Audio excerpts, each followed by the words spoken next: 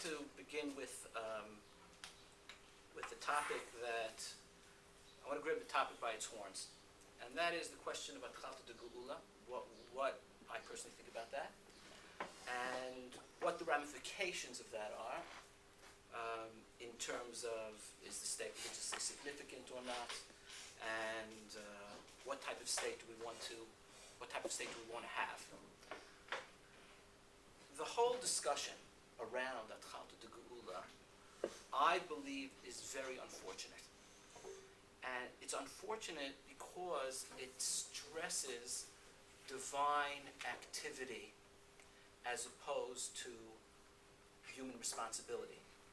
And as Jewish history progresses, just as an individual develops from childhood, where they have an intimate relationship with their parent, and then they grow to independence, as a child, the parent is active and the child is passive.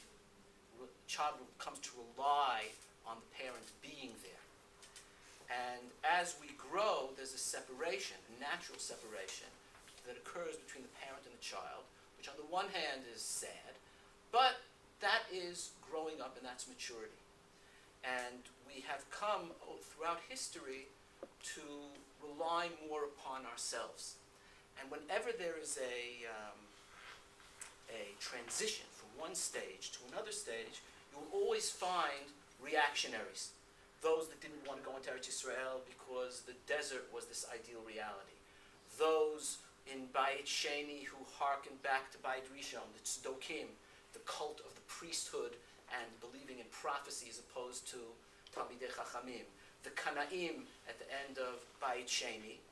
And putting the Haredi or the Satmar reaction in historical context, that's also, it's undeniable that the traditional Jewish view until Zionism, about 100 years ago, 120, 130 years ago, was that how do we understand redemption? We will wait for God to take us out of the Galut. And there was a revolution in concept. And it's clear, though, that the traditional Jewish view is represented by Satmar. That is not deniable. But things change. And we have come to rely upon ourselves more. And that's why I find it disturbing. I find the discussion on Chalta de Geula disturbing, because it takes away the significance of human activity from the discussion. What has God decided? I think we need a lot of humility, and we need to understand that God's will is infinite and our understanding is finite. And the space in between God's infinite will and our finite understanding, that space is filled with uncertainty, and we don't know. In principle, we don't know. It's not something that we can know. It's not that we just don't know enough. But if we research it more, and if we get more brains together, we will discover it. We cannot know. As a religious principle, I believe, we cannot know. But the Mea Shiloach says that when Bnei Israel came out of Mitzrayim, we would have expected Moshe Rabbeinu to be leading them out. But in fact, and if you check in the beginning of Parashat B'Shalach, Moshe Rabbeinu was obsessed with the bones of Yosef, and he's not leading the people out the way Charlton Heston leads the people out in the Ten Commandments. And where is Moshe Rabbeinu? So he says that Moshe Rabbeinu, at that point in time, looking around, had his doubts. He was suddenly seized by uncertainty. What was that uncertainty about? Well, Paro was chasing after them. The Geula wasn't going the way he thought it should be going. If they were able to separate from Egypt, why is Paro still chasing them? And what would have been the normal route to go? You take the coastal route. From Egypt, you go through Gaza. Gaza was a bad neighborhood then, right? So you don't pass through Gaza. They didn't go Derech Eretz Plishtim because there was war there. And why were they afraid to go Derech Eretz Plishtim? Right? Maybe Pen Yinachem Ha'am, right? V'shavu Mitzrayim. The people, they'll go back to Egypt.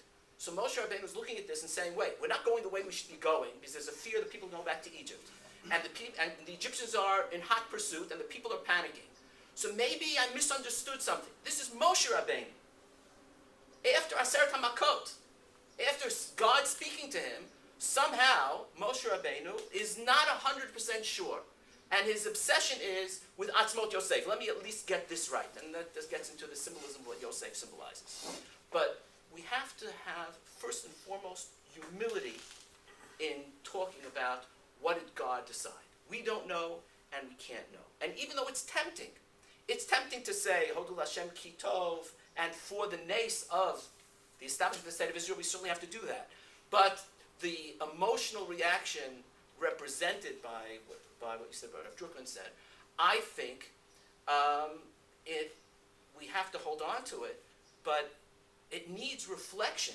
And we don't run our lives or our political opinions by, oh, this is just amazing. Right? We can't do that. It's not responsible. It's immature. And it's destructive. So on a fundamental level, I'm against the determination of Atchalta Degula. I'm not saying yes, I'm not saying no. In a sense, that's not my business. Okay? What I have to figure out is what is the best response to the situation, to the historical situation that I find myself in, personally and nationally. Right? So, fundamentally, I'm against it. And practically, it leads to irresponsible positions in foreign policy. It leads to irresponsible positions in domestic policy. Thinking sometimes there's this concept of the worse it is, the better it is. Right? We'll blow up the mosque on Har HaBayit, and then there'll be this world war, and then I don't know where these people come from. Okay?